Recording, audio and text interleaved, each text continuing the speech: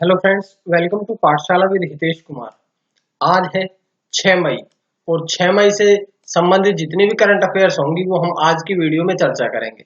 इस वीडियो का पीडीएफ आपको यूट्यूब चैनल के डिस्क्रिप्शन में मिल जाएगा और मैं अपने टेलीग्राम चैनल और फेसबुक पेज पर डेली शेयर करता हूं। आप लोग वहां से भी इसके पीडीएफ को डाउनलोड कर सकते हैं। तो चलिए शुरू करते हैं आज की यानी कि 6 मई की कुछ महत्वपूर्ण करंट अफेयर्स। सबसे पहला क्वेश्चन, मुख्यमंत्री शहरी रोजगार गारंटी योजना शुरू की गई है। तो मुख्यमंत्री शहरी रोजगार गारंटी योजना किसके द्वारा शुरू की गई है? तो ये शुरू की गई है हिमाचल प्रदेश द्वारा। हिमाचल प्रदेश सरकार ने अभी मनरेगा की तरह ही, क्योंकि मनरेगा में गांव के लोगों के, ग्रामीण लोगों के लिए रोजगार प्रदान किया जाता है, लेकिन अभी उसी को ध्यान में रखते हुए हिमाचल प्रदेश सरकार ने मुख्यमंत्री शहरी रोजगार गारंटी योजना शुरू की गई है। इसका मुख्य उद्देश्य क्या है? तो इसका मुख्य उद्देश्य है कि शहरी क्षेत्रों में रहने वाले जितने भी लोग हैं उनको कम से कम साल में 120 दिन का सुनिश्चित रोजगार प्रदान किया जा सके। तो ये योजना मुख्य रूप से शहरी लोगों के लिए है। और अगर ये हिमाचल प्रदेश सरकार ने शुरू की है तो कुछ बातें हम हिमाचल प्रदेश के बारे में पढ़ते हैं। हिमाचल प्रदेश की राजधानी क्या है? शिमला। और हिमाचल प्रदेश की दूसरी राजधानी धर्मशाला के रूप में भी है। हिमाचल प्रदेश में जिले कितने हैं? 12। हिमाचल प्रदेश की राजभाषा क्या है? हिंदी। हिमाचल प्रदेश का गठन कब हुआ था? 25 जनवरी 1971 को। हिमाचल प्रदेश के वर्तमान राज्यपाल कौन है? बंडारू दत्तात्रेय। और हिमाचल प्रदेश के मुख्यमंत्री कौन है? जयराम ठाकुर। और जयराम ठाकुर जो है वो भाजपा पार्टी से संबंध रखते हैं। तो ये सारी जानकारियां पहले क्वेश्चन से थी। उसके बाद आज का अगला क्वेश्चन, कोविड कथा मल्टीमीडिया गाइड लॉन्च की गई है। तो अभी केंद्रीय स्वास्थ्य मंत्री डॉक्टर हर्षवर्धन द्वारा एक कोविड कथा नाम की मल्टीमीडिया गाइड लॉन्च की गई है। ये जो मल्टीमीडिया गाइड है ये डीएसटी यानी कि विज्ञान और प्रौद्योगिकी विभाग के 50वें स्थापना दिवस के रूप में इसे लॉन्च किया गया है। और विज्ञान और प्रौद्योगिकी विभाग को मई में इसकी स्थापना दिवस मनाया जाता है। ये जो कोविड कथा गाइड है इसमें कोविड-19 यानी कि कोरोना वायरस के संकट पर जितने भी समेकित और प्रमाणित जानकारी प्रदान होती है, क्योंकि फेक न्यूज से बचने के लिए ये एक ऐसी गाइडलाइन तैयार करेगा जो कि प्रमाणिक होगी। तो ये विज्ञान एवं प्रौद्योगिकी विभाग के 50वें स्थापना दिवस पर लॉन्च किया गया है। तो इसके बारे में कुछ बातें पढ़ते हैं।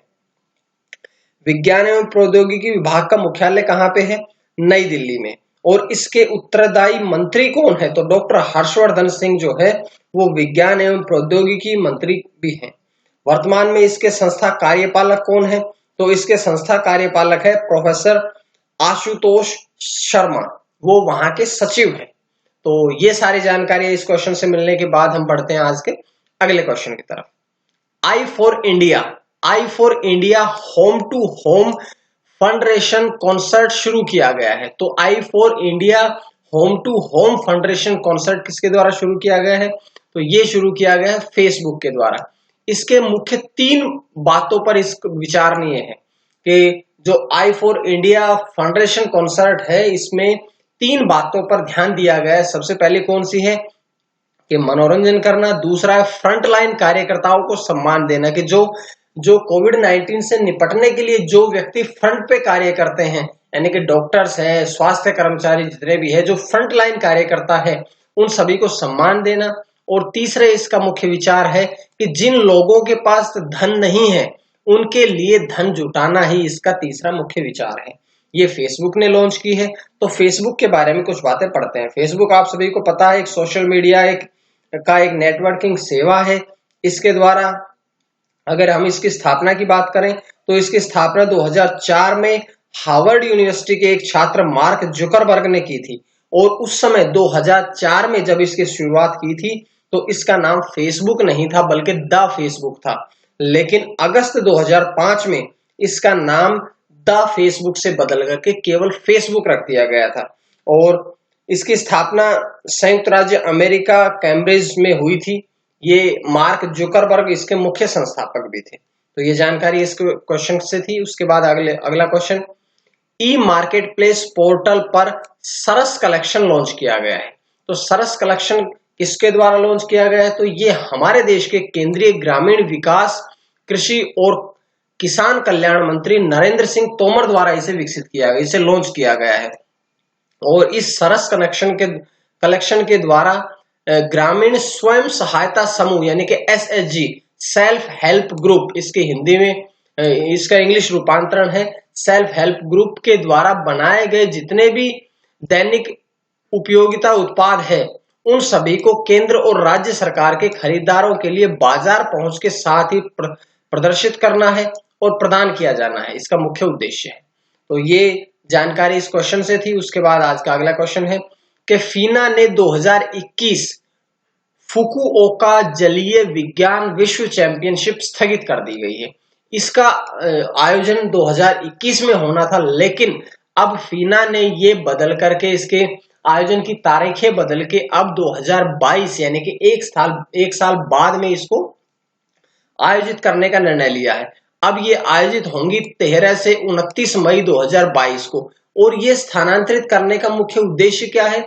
तो इसका मुख्य उद्देश्य है कि 2021 में टोक्यो ओलंपिक का भी आयोजन होना है और दोनों की तारीखें आपस में क्लैश हो रही थी, जिसके देखते हुए फियना ने ये चैंपियनशिप स्थगित कर दी है। ये फियना ने रद्द की है, तो इसके बारे में कुछ बातें पढ़िएगा। फियना फुल फॉर्म है फेडरेशन इंटरनेशनल डी नेटेशन। इसका मुख्यालय कहाँ पे है? तो फियना का मुख्यालय है लोजेल स्विट्जरलैंड में है। इसके वर्तमान अध्यक्ष कौन है? तो इसके वर्तमान अध्यक्ष है जूलियो सी मैगलियोन। और इसकी स्थापना कब हुई थी? तो इसकी स्थापना हुई थी 29 जुलाई 1908 में। उसके बाद आज का अगले क्वेश्चन की तरफ बढ़ते हैं। मिस्र के टेनिस खिलाड़ी यूसुफ होसम पर लगा आजीवन प्रतिबंध। ये मिस्र के टेनिस खिलाड़ी थे जिन पर अभी आजीवन प्रतिबंध लगा दिया गया है। तो ये किसने लगाया है? ये लगाया है टेनिस इंटीग्रिटी यूनिट ने। टेनिस इंटीग्रिटी यूनिट ने TIU ने इस पर प्रतिबंध लगा दिया गया है। क्यों लगाया है आजीवन प्रतिबंध? क्योंकि इन पर मैच फिक्सिंग और भ्रष्टाचार के अनेक आरोप लगे थे, जिस कारण से टेनिस इंटीग्रिटी यूनिट ने यूसुफ होसम पर आजीवन खेलने पर प्रतिबंध लगा दिया गया है। अब वो मिस्र के टेनिस खिलाड़ी थे, तो कुछ बातें हम मिस्र के बारे में पढ़ते हैं। मिस्र की राजधानी क्या है? काहिरा। मिस्र की राजभाषा क्या है? अरबी। मिस्र के वर्तमान राष्ट्रपति कौन है? मोहम्मद हसन तंतावी। और मिस्र के वर्तमान प्रधानमंत्री कौन है? तो कमाल गंजोरी जो है वो वर्तमान में मिस्र के प्रधानमंत्री है। उसके बाद बढ़ते हैं हम आज के अगले क्वेश्चन की तरफ। आर्कटिक M1 अंतरिक्ष यान विकसित किया गया है। तो आर्कटिक M1 अंतरिक्ष यान किसके द्वारा विकसित किया गया है? तो ये विकसित किया गया है रूस देश के द्वारा। रूस ने अभी हाल ही में एक नया अंतरिक्ष यान विकसित किया है जिसका नाम है आर्कटिक M1।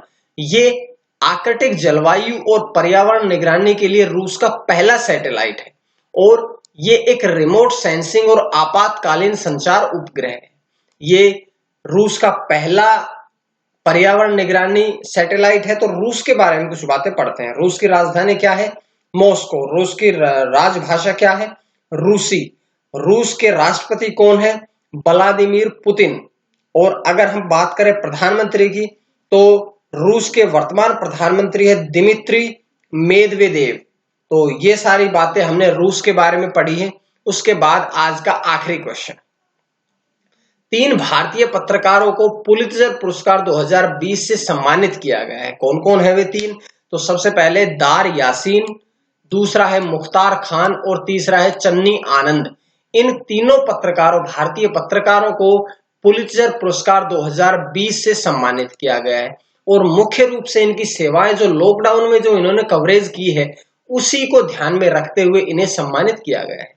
तो ये थी आज की कुछ महत्वपूर्ण करंट अफेयर्स। उम्मीद है आप लोगों को पसंद आई होगी और अगर पसंद आए तो आप लोग चैनल को सब्सक्राइब जरूर करें ताकि आपको डेली वीडियोज इसी प्रकार से मिलती रहे।